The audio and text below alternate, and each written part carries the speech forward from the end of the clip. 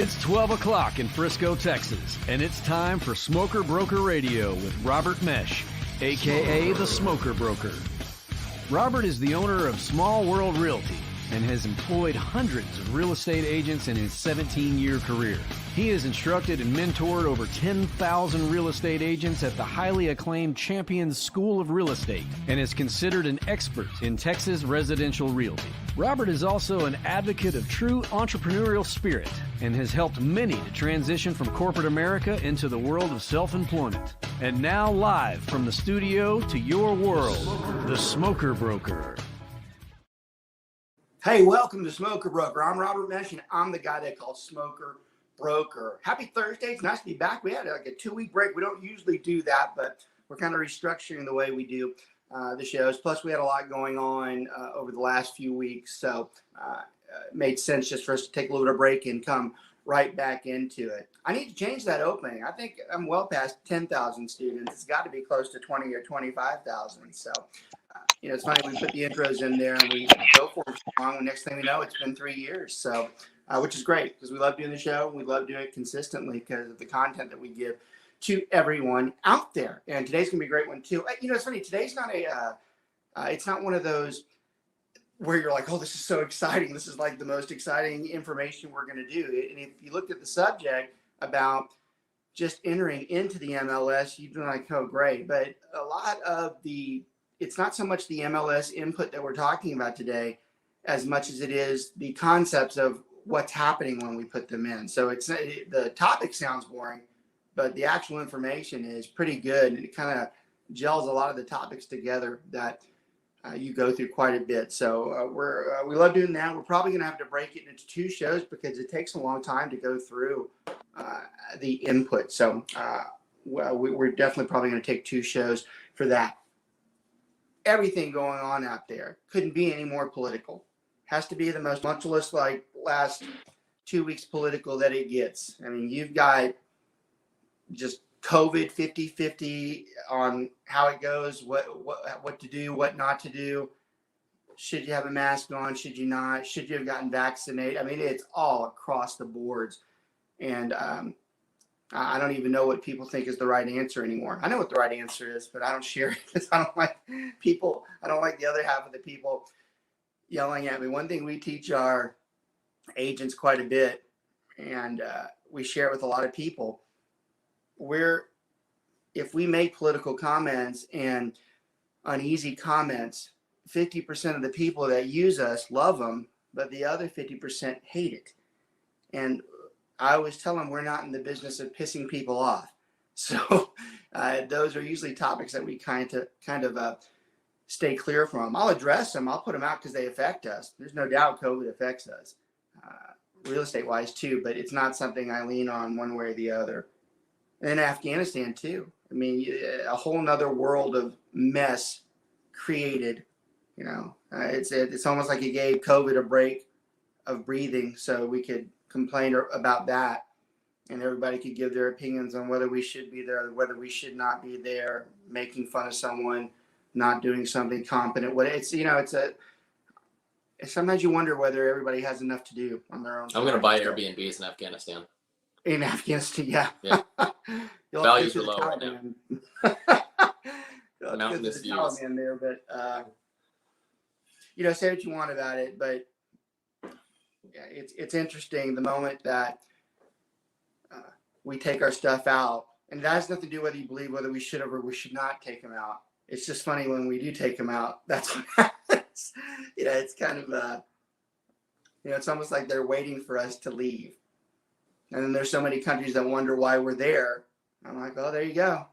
Well, they've got that old proverb. The Americans have the watches. We have the time. That's kind of their proverb they use over there. It's true. It's true. And but it creates problems. It creates worry. Those types of issues affect the financial systems, and the financial systems affect real estate, which is why we discuss them and we bring them up. Now, those are 2 things this week that are bearing down on what it is we do. There is no doubt that the second wave of COVID is a very big surprise. I don't think anybody viewed it like this. I think everybody knew it was going to stay around, but I don't think they were aware of the power of the second strand and what it could possibly do. And it really does look like it's attaching to people, the ones that did not get vaccinated. It really does look like it's I saw a show the other day that it said, if you hadn't been vaccinated, you're just sitting duck to it. And it doesn't matter whether you did or you not. Everybody has their reasons for whether they vaccinate or not. And some people have allergy issues, whatever. But I can tell you the ones that it's tough sometimes, because if you didn't, it doesn't mean it's right or wrong, but it means you certainly seem to be getting a better chance of catching it. And that's been hard for a lot of people. And a lot of the ones that I know, it's been harder. Even the ones that had it before said this batch was harder. Then you have some that say it didn't do anything. So it's different for everybody. But the real concern for us is how it comes back in. Well, it's twofold for us. Does the economy take another setback because of it? You're already seeing some businesses going back to what we did last year and being more strict with mask, spacious places, and that causes some people not to go in. It causes the restaurants to lose some of their customers in, which, God forbid, they were just getting back on their feet. So there's some trouble there, and that feeds into how we do housing. So we're kind of watching that hesitantly. I don't think anything takes the housing market, the robust housing market, down, but it certainly can probably give it a shot. Sickly, it probably works timing wise, because it probably needs to come down a little bit. And we are starting to see signs of a stabilizing market, at least in the Dallas, Fort Worth, Houston, Austin, and San Antonio areas. We are starting to see a little bit of a pause. Some people have been asking me, I get that question about 50 times a week, and I've been asked why do I believe that? I go, well, it's not a belief. It's in the contracts we review. We have a large team, and for the first time in 2 years, a lot of those contracts are coming back. They're not above offer price or contract price, and they're not. There's not multiple offers going through that, and that's not by coincidence. That means that the market is slowing down, and some people are just like, I'm just not going to pay that. So we are starting to see a little bit of a stall in a very good way. It needs to stall. There's not a real estate agent on the planet that thinks this is a great market. None of us like this market. It's unjustified. It's unweighted. It's unfair. It's completely biased towards one side, and that's not how we ever want anything. So oddly enough, some of the world events might actually help the real estate market return to some stability. The timing's right too, because we're entering the fall season where the kids are back in school, and most people who were making a decision probably did. Now that historically always is a low point, but combined with the robust market, it really has been a concern the last couple of years. But I think this time around, it's probably going to start. Because this is a real estate show, I think one of the more difficult things, and we're going to have a lot of takeaways today and next week, but I'm going to tell you right now, one of the biggest takeaways with how all this stuff is going to fall through is how we conduct the business that we're doing on a day-to-day basis, with the systems that we have in place, with the economy we have in place, with the processes we have in place. Do we continue to move the exact same way? And the problem with that is when you start adjusting offer prices, when you start saying, well, I had to be 40 or 50,000 over for the past 5 months, 6 months, whatever, because the market was so crazy. Well, when do I back off of that? When do I say it's not 50K over, but I lose it because I didn't do it? But what if I went 50K over and I didn't have to? Yep. And I will tell you, 21 years into it, that's the hardest it's ever been for me. There's a good chance I can miss just because of the area or the timing. It's very difficult. And this is not the process that we want to be in. Very difficult for an experienced agent, and it's just a nightmare for a new agent. And for all the new agents we have that watch, now's the time that if you're not going through some type of senior management or some type of mentor to help you, you better. There's probably one time in the real estate industry that an agent who truly isn't trying to do harm, they're really trying to do their job, could literally cause a lot of problems. So that's really the transition periods that are the worst. When it's going from a hot to a balanced market, or the other way, you got issues with appraisals, you got issues with what you offer. I mean, and like you said, there's a whole new generation of agents that jumped in when this market was crazy, and they're going to think that the norm moving forward is for buyers to pay title, and just different ways of doing it, thousand earnest, and they're going to have to be corrected that, hey, that's not how it works historically. It's a terrible trickle-down effect combined with exactly what you just said, that we are in a historic period where about 3 or 4 years worth of agents don't have a clue as to how the actual real estate market works from the negotiation side too. And it's going to be very painful as they start adjusting, because it's hard to go backwards and relearn something you thought you already learned. So I think that's going to be tough for everyone.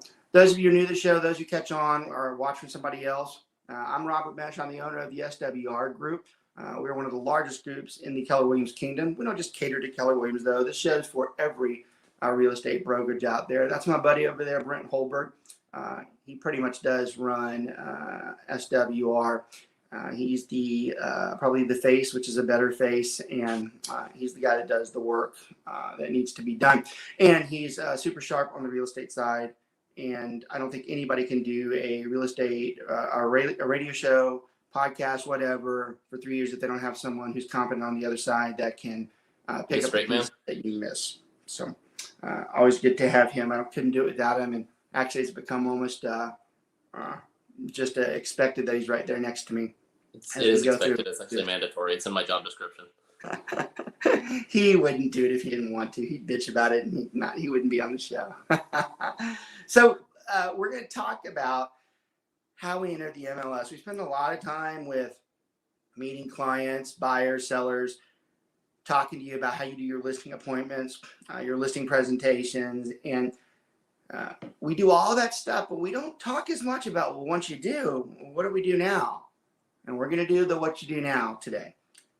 This is the one where you're finally got the best news in your real estate career, that someone finally is going to go with you, and you're going to put the listing up, and you got all the other stuff to sign, all that stuff done. But now you have to sit in front of the computer, the laptop, and input the listing. Now, for some people, you did that, Mr. Robert? What's that? When was the last time you did that? I can still do it. I know you can. It's funny, if you don't do it enough, you do forget certain things, and it gets kind of embarrassing if somebody asks you. So you do have to go through every once in a while and input the listing. So we're going to talk about that. You're going to find that it's not so straightforward. It's not just, you put this in this blank, you choose this one. This becomes a more analytical process than you think.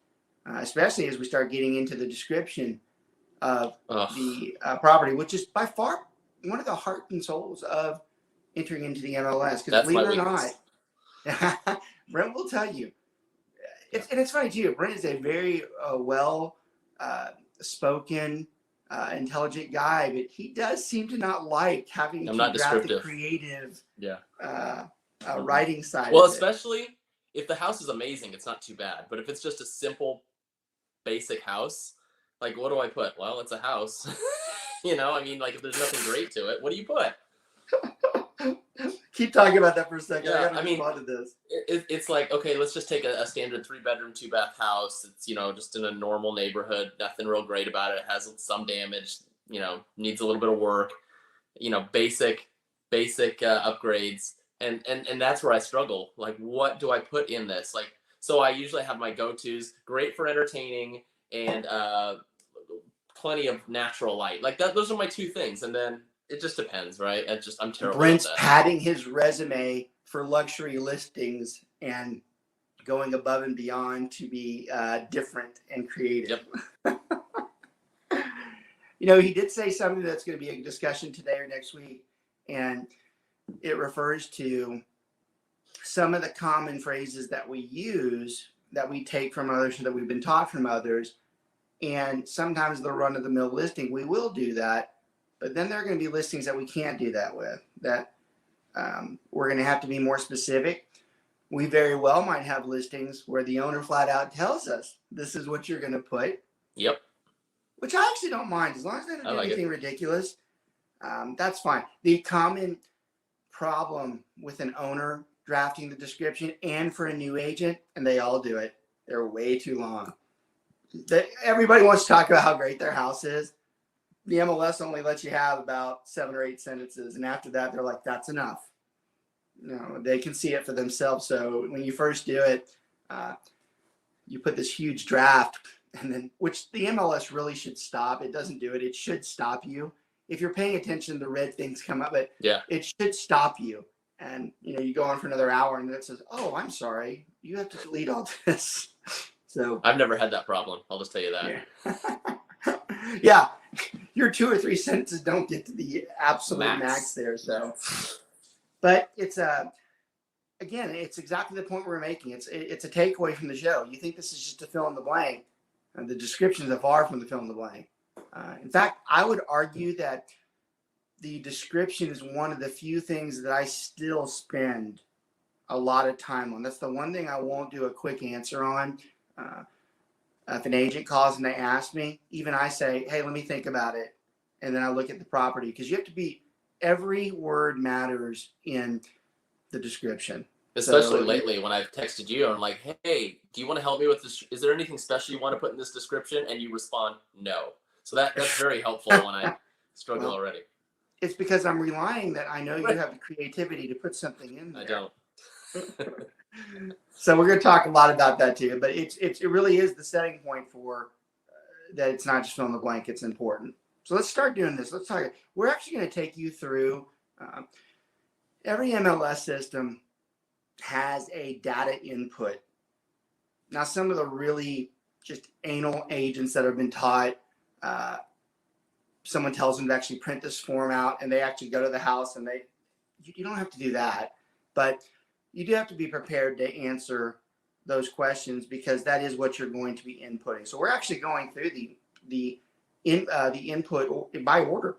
We're actually going to go through it by order. So if you're taking notes, we literally are going just like you would be going through the MLS. So hopefully that's helpful to you as we go through this. Brent, you want to go through the first few and just give some comments on when we go into the So you were talking about like when we're walking through the house, the questions we're asking? No, I was going to talk about, do you have the data input sheet in front of you? Well, yes, I do, Robert. Yes, I do. I meant it seriously. I wasn't going to tell you to ask, because I was going to go off the. Got it. If you didn't have it, I was going to. Yeah, let's go off that for right now. Let's look at property. Considering I didn't even know it existed until this morning, so that's good. That's not true. I did know it existed. I just didn't. No, know I didn't say what. you. I didn't. Oh, so I knew it and you didn't. Yep. Let me jot that down. Yeah, and I think too, guys, one thing to note before we completely get into this is it depends on how you search. If you're searching for a home and you're searching for specific things, you have to know a lot of agents don't input every single checkbox that's out there, right? So if you're looking for something that specifically has a media room, maybe they didn't call it a media room and you're not going to find it. So, I mean, it is good to fill out everything you can, but when you're doing the search side, you know, keep it a little more vague, because not everyone inputs every box. So, you know, some of the first questions it's going to ask, and they're easy ones, right? What type of property is it? Is it a condo? Is it a townhouse? Is it a, you know, single detached? You know, what type of listing do we have? It's an exclusive right to sell almost all the time. You know, is it for sale? Is it for lease? But it's weird that they do that, because, well, I guess it gives you the option if it's for sale, also for lease.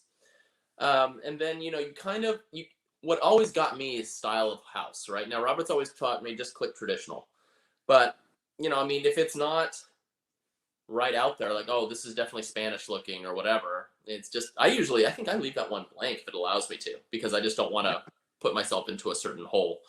No, that's good. That's, I like the That's a great response on how we're the ones we're doing and the ones we expect to. Let me give a quick comment on some of the ones that he intentionally left out because he knows we don't use them, but just so you have a background understanding on why.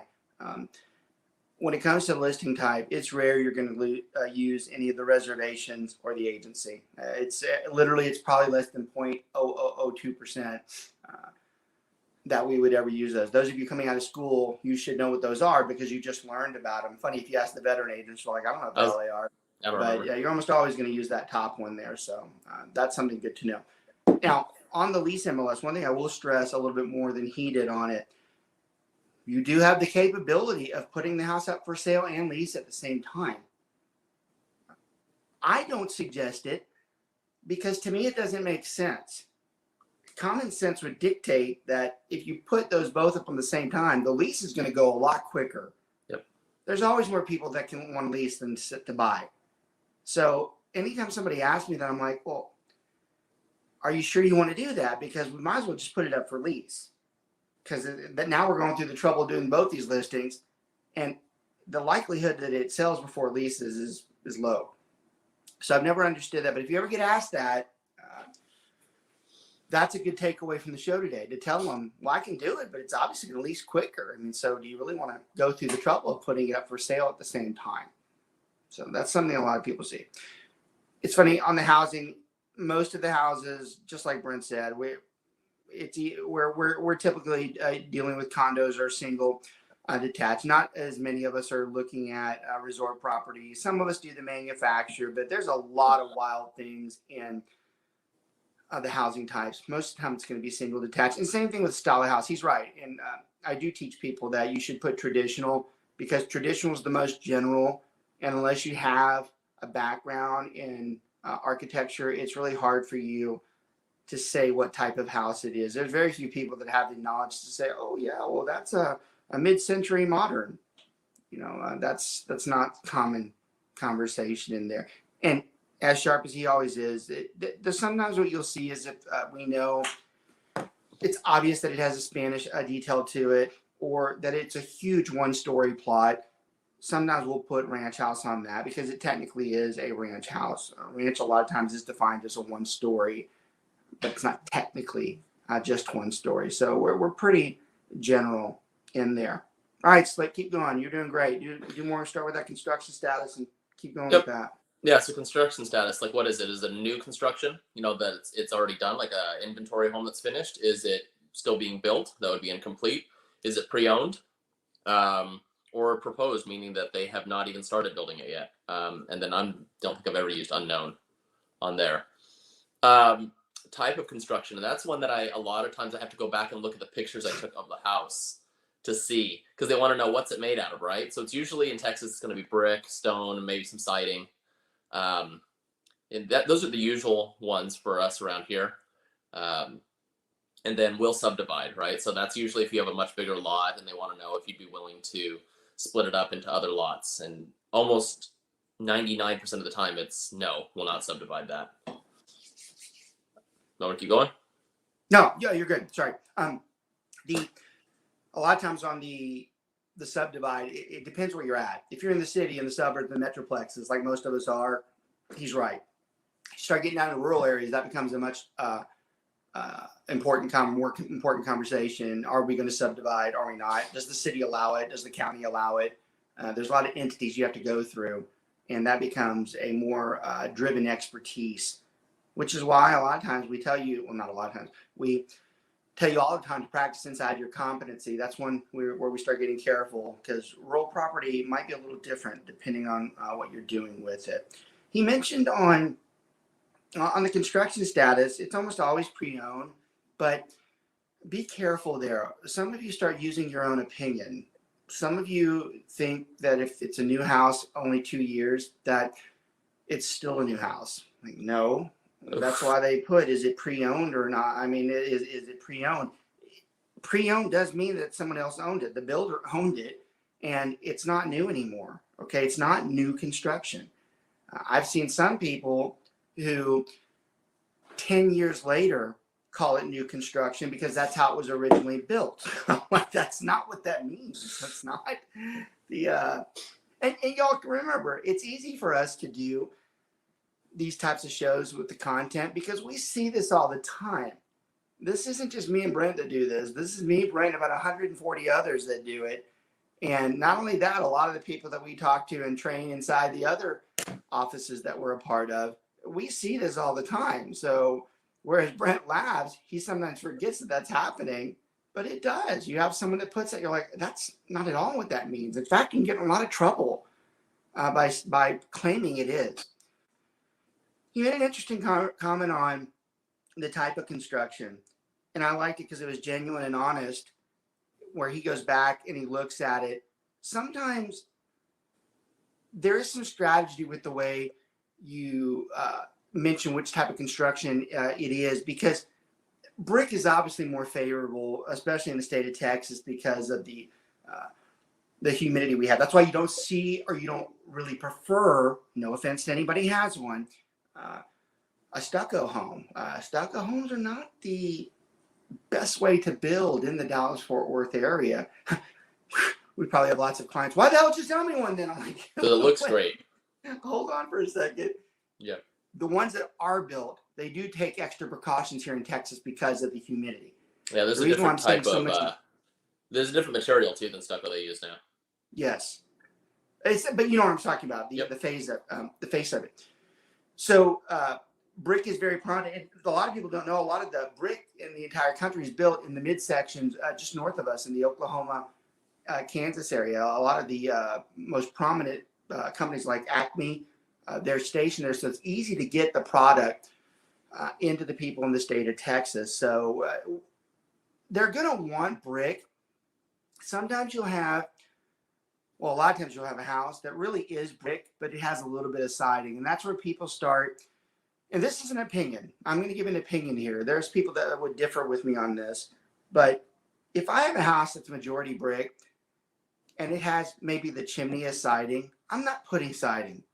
Because siding, sometimes people think that the house was less expensive because they use siding instead of brick. And I don't want that to be the opinion of the property. Even if it's one of the sides that has it, just a little bit of the side. If it's primarily brick, I'm going to put primary brick. And if it's primary siding, I'm going to put siding.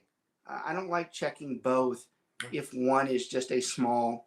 I learned something today. Well, is that's something you don't do, right? I'll check everything right? That's on it just to. Well,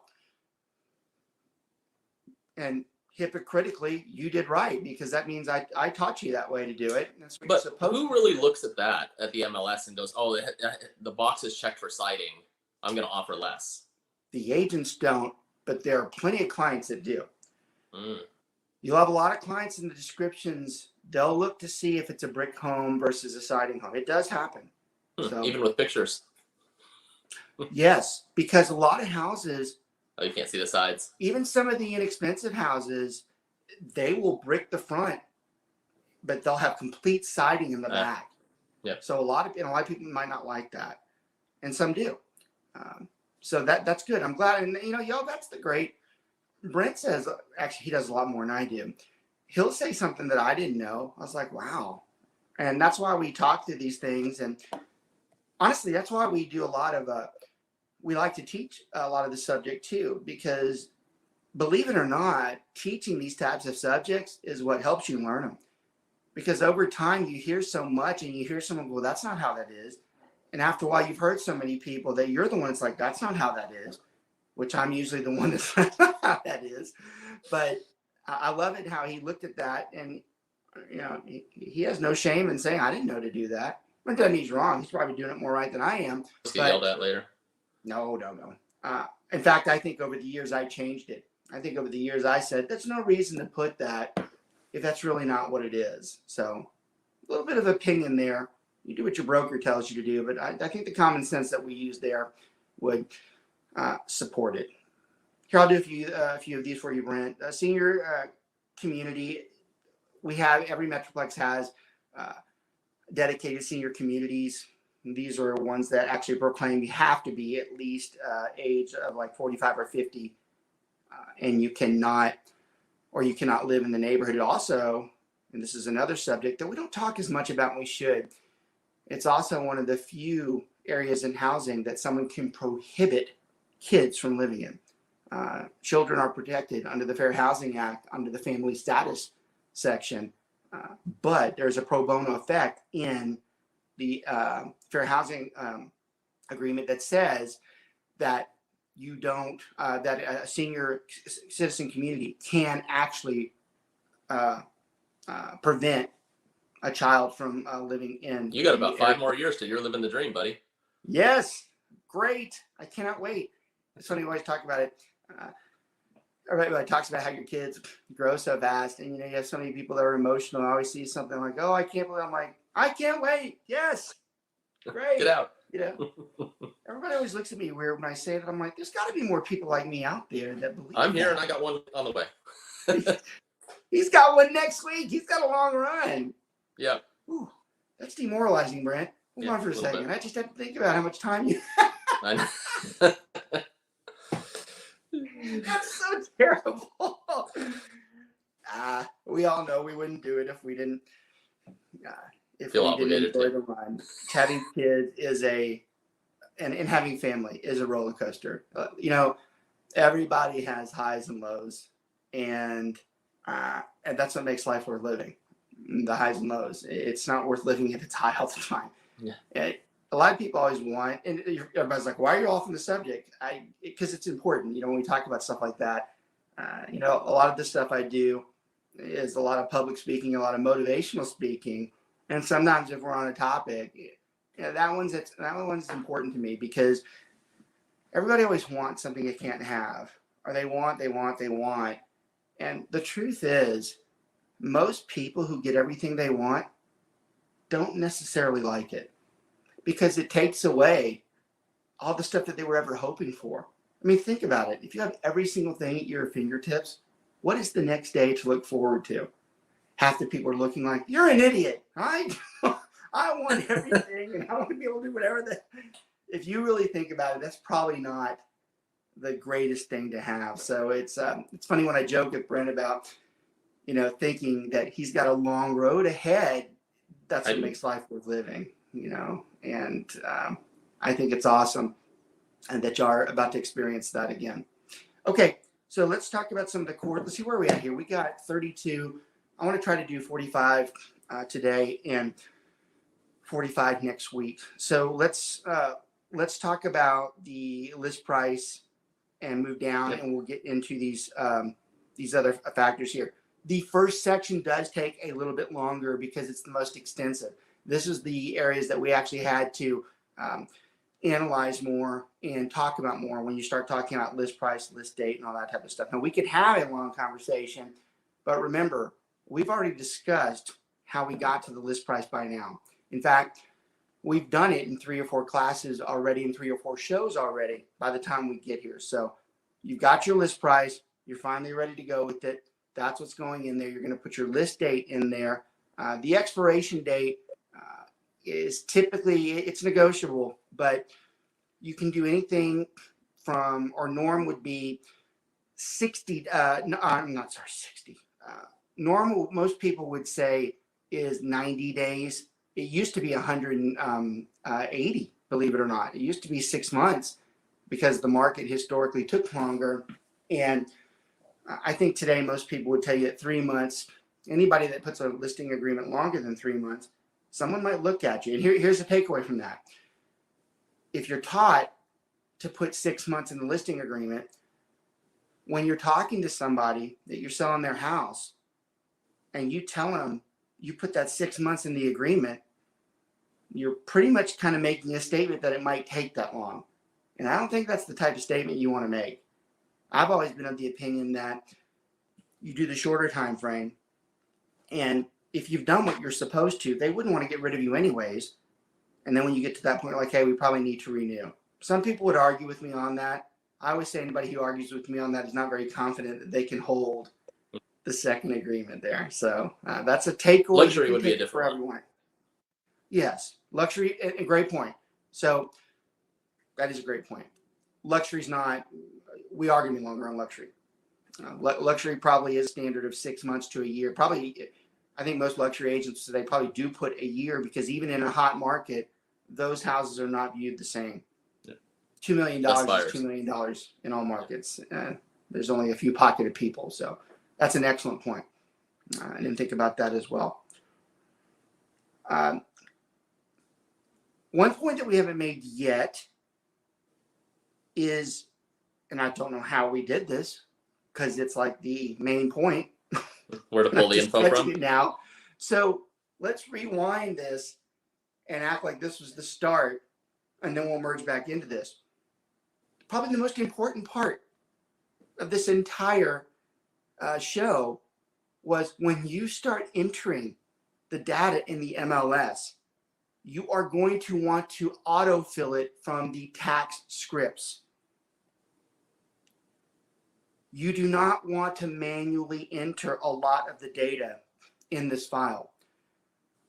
Specifically, you do not want to be the one who's manually entering the actual technical legal name of the subdivision.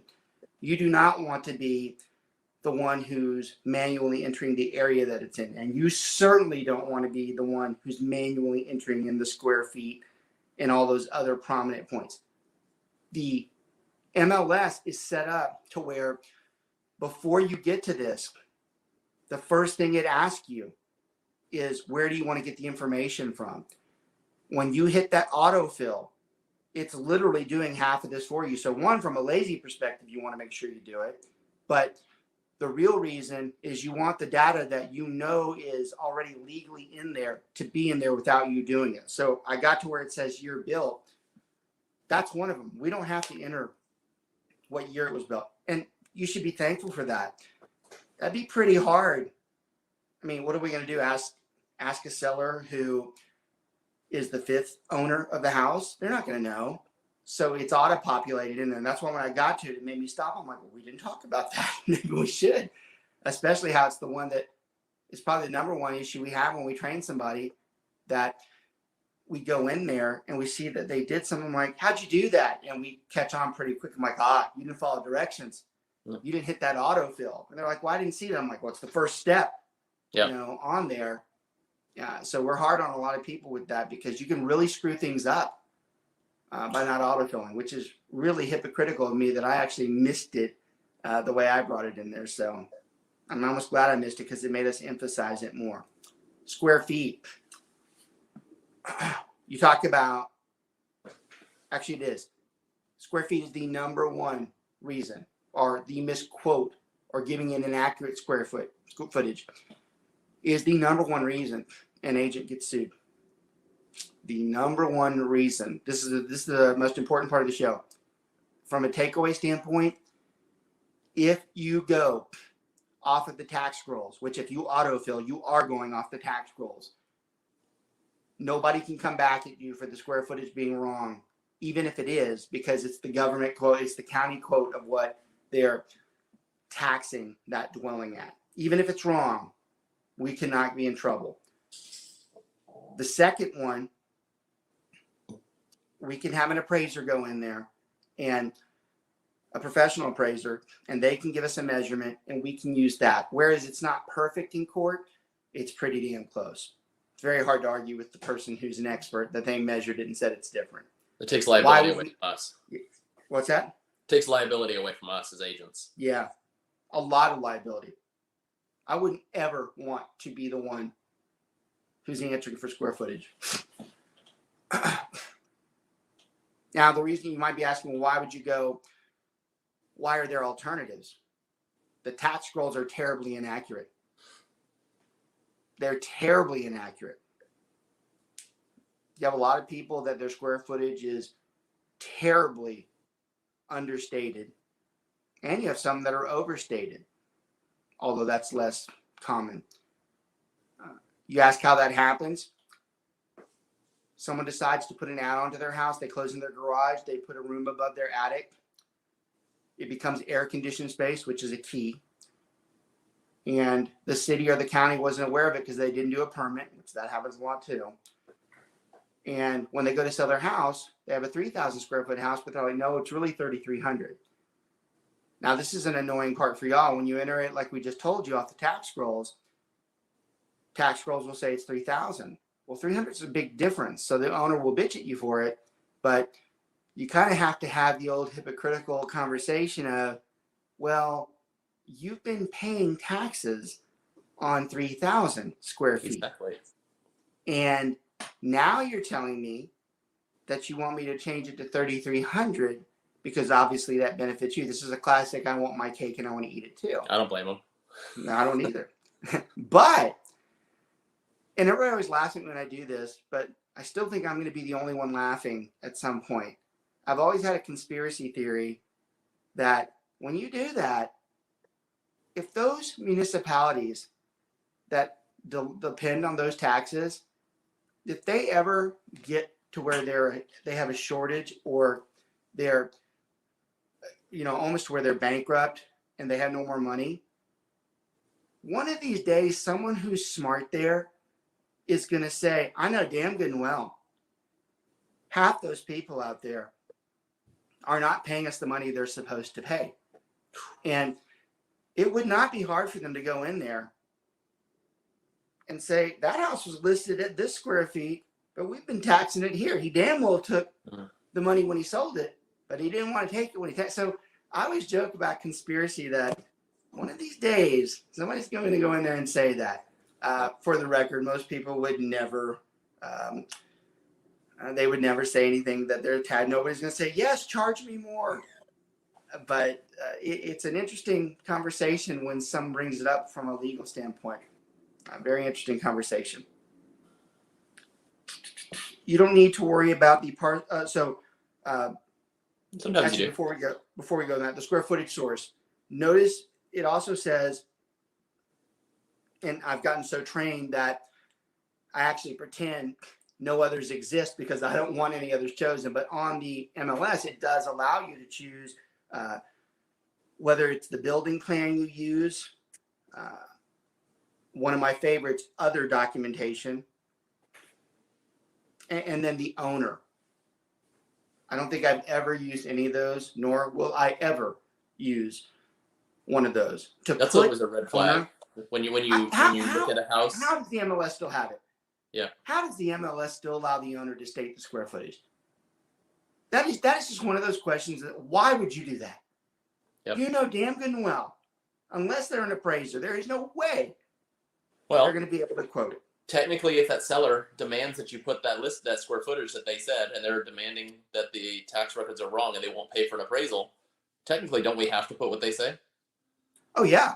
So we have to do what the owner says. Now, where the contradiction comes in, as long as it's not criminal activity, well, you could make the argument that it kind of is because we know that they're skewing the tax laws, but that's a good academic conversation as well.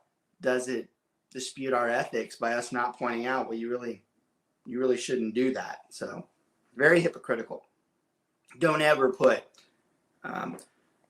anything besides the tax or square footage. If anybody ever asks you, you better go to someone who's done it a lot longer than you, because there's a reason why that person's asking it, and they better have a damn good bit of documentation for us to say it. That is the number one lawsuit. Error and emissions insurance, almost the entire existence of it is for that. For that very cause, that someone goes back and finds out the house is 200 square feet smaller, and they say the agent should have told me, and they go just straight after us. Shouldn't their own appraiser catch that? Should, but very subjective the way those guys measure sometimes. Some of them just aren't perfect with it. Hey, Brent, how about we talk about, before we cut this show, because there's really no good place to cut this show. It really can go on. Hell, now that I'm thinking about it, maybe it's 3 episodes, but we won't do 3 in a row. Well, let's go ahead. We got our sponsor, Martin Cooley, back. Why don't we talk about him really quick, and then we'll kind of give a summary of today and move on to next week. Yep. Good old Martin. Let me find my copy where I put that somewhere. I told you specifically to have that. See? Why don't you listen? Oh, well, if Mark puts the crawl up, then I can take care of it. So our sponsor today is Mr. Martin Cooley with BPG Inspections. He is our go-to guy whenever we need our inspection needs handled. There are plenty of people that we offer to our clients, but Martin is the one that we love and prefer.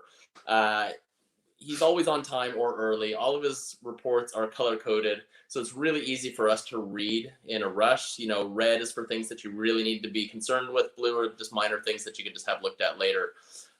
He's a guy that I would always recommend to my clients to use. I trust him. He's a great guy.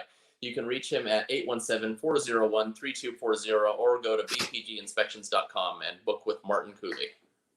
And we have another sponsor. You can go ahead with our other one. But I didn't get his ad copy this week. Well, you know why I didn't say anything, because Martin took a month off, which he deserved. Well, actually, he didn't take it off. We still did his sponsors. I don't know why I'm saying that. I guess the public doesn't know. I'm just, for myself, reminding me that we hadn't done them in a couple of weeks. But if you want to go ahead and give our sponsors. You had, you know what? We were off last week, and then you had George DiGianni the week before I wasn't on with you. So that's why I've been off for like a month. So it's been a while. It's been a while since we have gone through it. Yep. Our next sponsor is Greg Holbrook with Liberator Health Insurance, the best value and affordable health care. Join the Liberator revolution and take control of your health care. Customize your health care plan to fit your health care and budget needs. Use any doctor or hospital without a penalty, in or out of network. Teledoc is included in all plans, no deductibles and no copay. Their deal of the week: a school teacher was told to add her husband and 2 daughters to her plan offered by the school. Her premium would be over $1,000 per month. He got their family on a great plan for $485 a month. As an independent agency, Liberator is committed to transforming healthcare in Texas through innovative healthcare plans that are affordable and rich in benefits. For more information and to get a quick quote, call or text Greg Holbrook, independent health insurance broker, at 214-886-4688, or visit them at liberatorhealthinsurance.com. Boom. Yeah, you know what I like about Greg is a good alternative. He's different. He's not like the mainstream. He gives a very different type of quote, and a lot of times in insurance, that's what you need. You need to see a different side of this, because some people don't need the Blue Cross Blue Shield full package and paying out the whatever, but some people need the dedicated insurance, and maybe they want to pay at a different amount for what they're trying to do. And that's why I think Greg's great, because when you're shopping health insurance, you should look at a couple alternatives, because you might find one's a lot better than the other. So I always love him being a sponsor. Plus, he's a super guy as well. Okay, I want to wrap up for today. And do you want to just go ahead and finish this first page real quick? Because we just had a couple things, and then we can move on to the next. Or honestly, I was thinking just multi-parcel and then the accessory unit. Oh, I was going to say, okay, because I didn't want to go. Yeah. And I'll make quick comments on those too. And in fact, the only reason I wasn't even probably going to say it, because they're so lack of important, but I want to make sure that we say them anyways.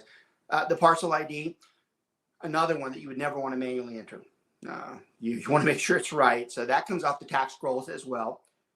The additional Parcel ID would be if there's multiple out there.